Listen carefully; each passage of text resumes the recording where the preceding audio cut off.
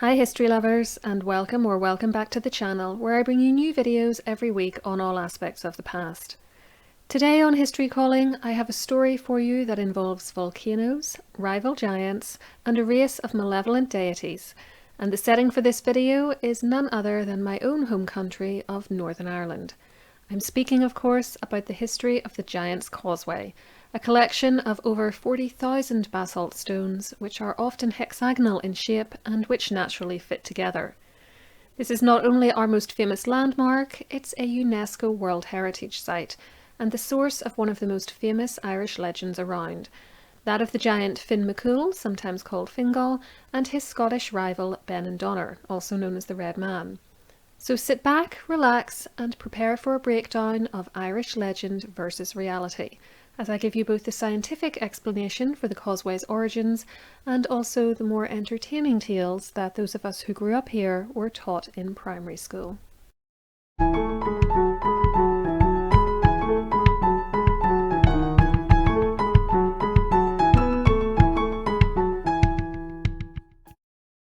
Please remember to give this video a thumbs up and subscribe to the channel with the notifications switched on so that YouTube lets you know when I upload.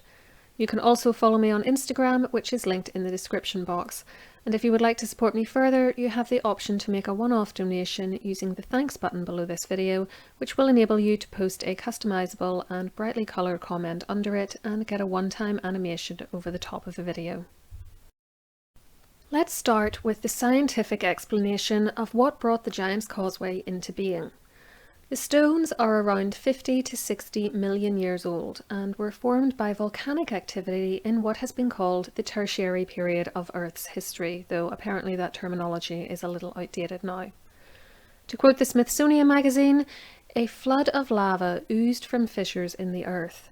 The molten rock cooled and contracted, cracking into a series of some 40,000 columns, mostly in near-perfect hexagonal shapes.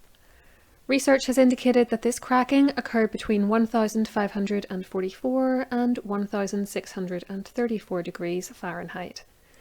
The causeway therefore had a very violent start to life and has also been here for far longer than humans, so there would never have been any people in what is now Northern Ireland who could remember the causeway not being there or offer any scientific explanation as to how it came to be, at least not until modern science was invented. Still, from the late 17th century onwards, the historians and proto-archaeologists of the day did their best to explain this strange but beautiful phenomenon. In 1688, Sir Robert Reading, a member of the Royal Society, which looked and still does look into science, wrote a letter to the Society's other members which was read out at their meeting in January 1689. A summary of this letter, which is the earliest surviving account of the causeway we have, appears in the minutes of the Society's meeting.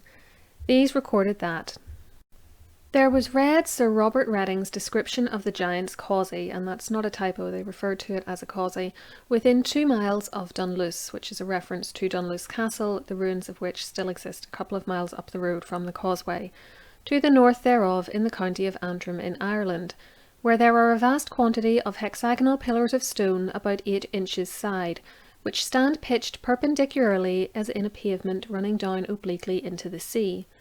These columns are so regularly ranged and fitted one to the other that it seems rather the work of art than nature, and they are made up of pieces of about 8 inches deep, the convexity of the bottom parts entering into a cavity in the top of the next under it, made to receive it.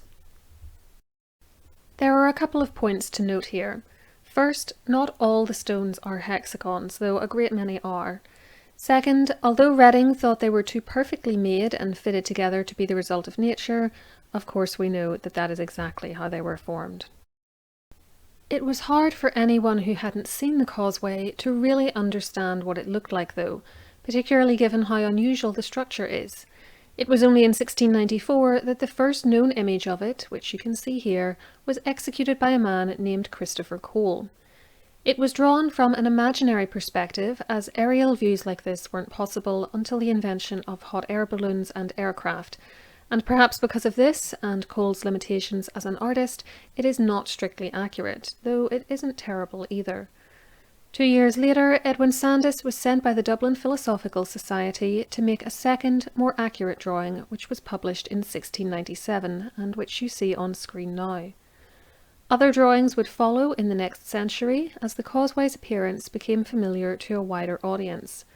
Then, in the mid to late 19th century, photographs began to emerge of it, which put paid to the need for the less reliable medium of hand-drawn images.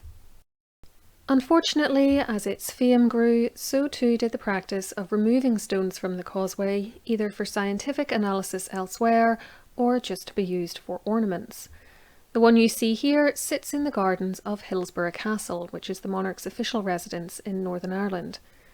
Irish writer, philosopher and politician William Molyneux wrote to the Royal Society in London in 1697 that he had 2 chunks of causeway stone in his garden in Ireland and would send them one by boat, which he duly did. His brother Thomas had also removed pieces and taken them to his home in the late 1690s. One of the more egregious examples of this practice which I've read about, though, comes from a letter written in 1753 by the Reverend Richard Pocock, who was then the Archdeacon of Dublin, and who reported that during the previous summer of 1752, I spent a week at the causeway, and sent away by sea to Dublin as great a variety of stones as I could conveniently get, particularly a large octagon with the 8 large stones round it, a pair of laths with 8 pair that encompass it, 2 small pentagon pillars, about 14 inches over, one of them 3 feet 10.5 inches high, the other 5 feet 7 inches, 1 hexagon pillar about the same size and 5 feet 5 inches high, all which I have placed in my garden. So basically this guy took enough to make his own mini causeway back home, which I consider shameful vandalism, which permanently damaged the causeway and which showed no consideration for future generations. Those stones had been sitting there quite happily for at least 50 million years until Pocock decided that he was so special that he should be able to just rip them up and stick them in his garden. I'm not impressed. As studies of the causeway increased, more accurate theories regarding its creation gradually began to appear, and by 1834, though there was still no consensus as to how it had come about, many people were on the right track.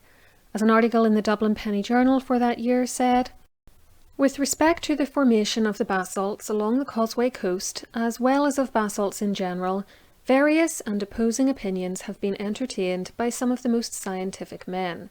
One party maintaining they were formed by the action of water, and another as strenuously contending that they owe their origin to fire, and are simply the formations of boiling lava which at a remote period had issued from the crater of some volcano now extinct." The mythical stories of the causeway's origins never disappeared though, and so we come to the fun bit of the video, a retelling of these legends.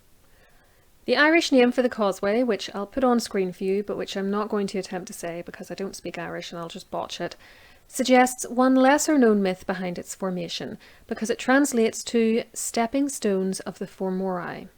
The Formori, or the Formorians, according to the Dictionary of Celtic Mythology, were pre-Christian deities, often depicted as demonic or at the very least monstrous. The far more famous explanation given by mythology for the causeway's existence, though, concerns an Irish giant named Finn McCool and his Scottish rival Benandonner. There are various versions of this tale, each with slightly different details, so the story I'm going to tell you shouldn't be taken as the definitive account because no such account exists. But the gist of the story is as follows. Once upon a time, there was an Irish giant named Finn McCool, who was engaged in a war of words with a Scottish giant named Benandonner. Bellowing at each other across the water between Scotland and Ireland, each said that he could beat the other in a fight, and so, in order to facilitate that clash, Finn built the causeway, and it will become clear in a minute why I've highlighted the island of Staffa on this map. However, upon making it to Scotland and seeing his would-be foe in the distance, he realised that Benandonner was much bigger than he, and so Finn, intelligent man that he was, naturally took off back to Ireland as fast as he could. Unfortunately for him, Benandonner was in pursuit.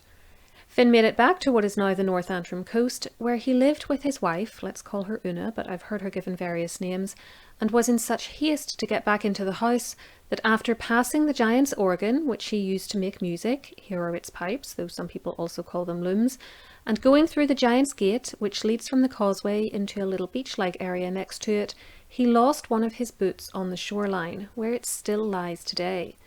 He arrived back at their home, which was built into the cliffs, though sadly only the chimney stacks remain nowadays, and Una quickly came up with a plan to deal with Benandonner. Finn got into their baby's cradle. The baby either wasn't there, or in some versions of the story, Finn had time to build a crib. And when Benandonner arrived, spoiling for a fight, Una told him that Finn wasn't at home, but that he was welcome to wait. Whilst in her house, she gave him bread with an iron plate baked inside it, telling him when he complained about the difficulty of eating it that that was her husband's favourite food. Benandonner was already worried about what kind of man, or rather giant, Finn would turn out to be, when Una showed him the baby, in inverted commas, in the cradle. Upon seeing the size of the supposed infant, Benandonner grew very afraid of how big the father must be, and so he ran back to Scotland, tearing up the causeway as he went so that Finn couldn't follow him. This is why in Fingal's Cave, named after Finn of course, which is on the island of Staffa in Scotland, pillars identical to those found at the Giant's Causeway exist, because Staffa was where the Scottish end of the causeway reached land. In reality, of course, the stones on Staffa were created by the same volcanic activity which formed the Giant's Causeway, but let's not spoil the story with pesky science. As well as the causeway itself and the other evidence of Finn's life there, which I've already mentioned, there is also a well which provided the giant and his family with fresh drinking water, and which is now considered a wishing well. There is a wishing chair too, formed from a set of stones which make a throne. In days gone by, the chair was only supposed to be sat on by women, and so was known as the ladies' wishing chair.